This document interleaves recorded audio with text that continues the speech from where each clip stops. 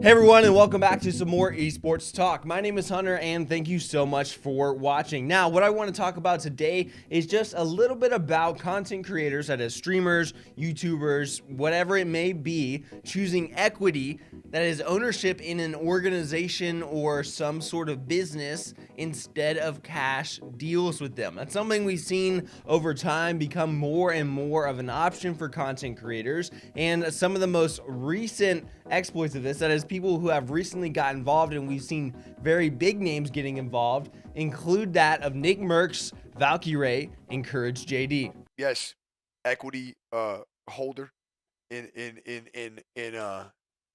phase the upville, baby. You already know. So we kept grinding. We kept our nose down. We stayed in our own lane. We did our thing. And now look, I got a equity stake in phase, you know, and they're taking care of me way more than the other people ever did. So I, it's whatever. It's out now. It is true, you know.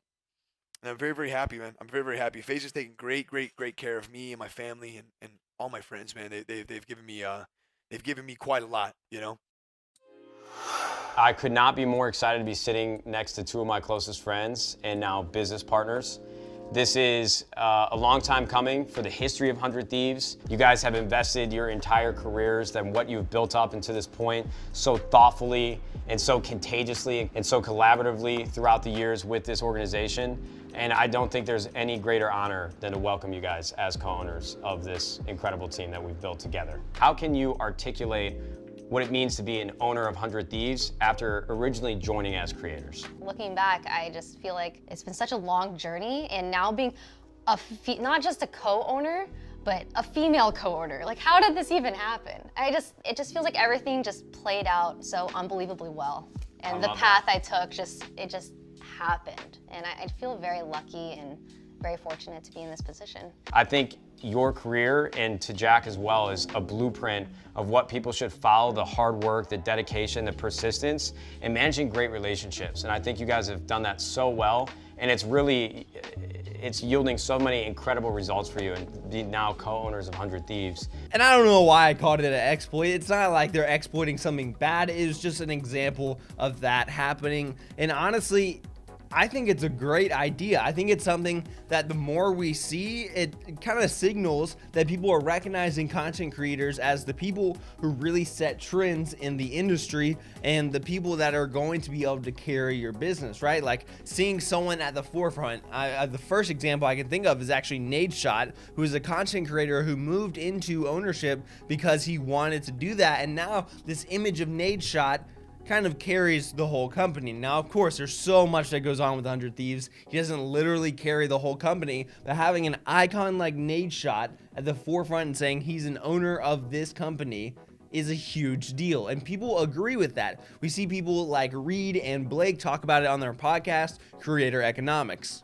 It's hard to think of a better person to have investing in your company than creators that you are building for, or creators that you are going to partner with to promote this later on. We are seeing a shift right now in venture capital, where the venture capitalists that are very well connected on the creator or celebrity or media side can really provide, outsized value. Yeah, and also if you're an entrepreneur and you're creating a business in either gaming or the creator economy, who better to invest in your company than the creators that have lived in that ecosystem? The ones that know what types of games succeed, they know what types of games make good content on their channel. Those are the people you want investing in your company. And you don't want someone at a large VC firm in LA or the Valley who probably doesn't really understand, because they're not in the weeds in that community.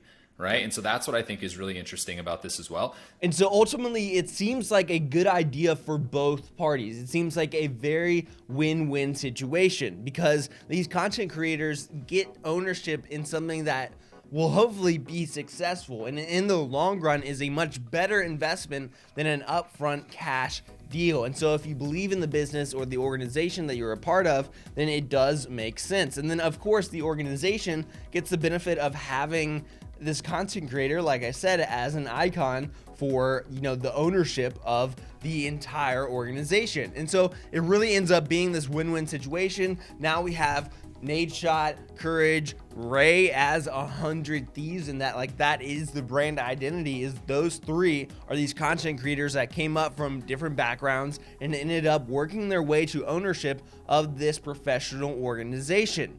Of course, other people do it different ways. It's not always like Nadeshot or Nickmercs. We see people like OTK who decided just to make a group with their friends and make an organization and have ownership in that.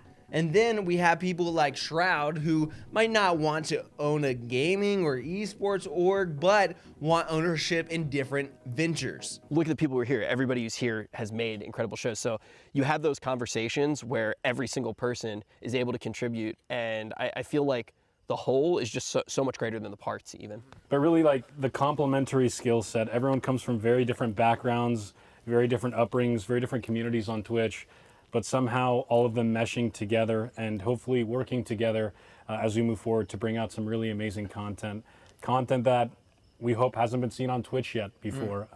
We've got a lot of really, really exciting stuff planned, a lot of very different things planned, and you know, I'm very confident that with the people around us right now, we're going to be able to produce some pretty awesome things. You ever see yourself making an org? No.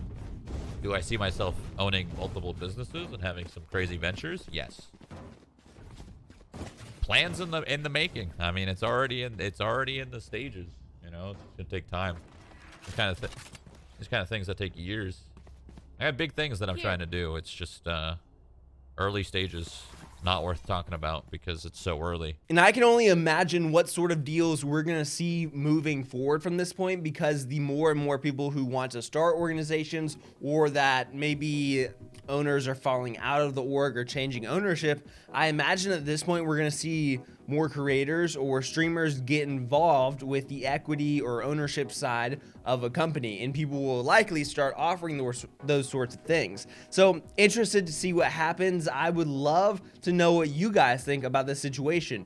Who do you want to see own an organization, and maybe which organization? Like, do you want to see, I don't even know, maybe Perks is gonna move into C9 ownership or something like that? Obviously all jokes, but let me know, what you think.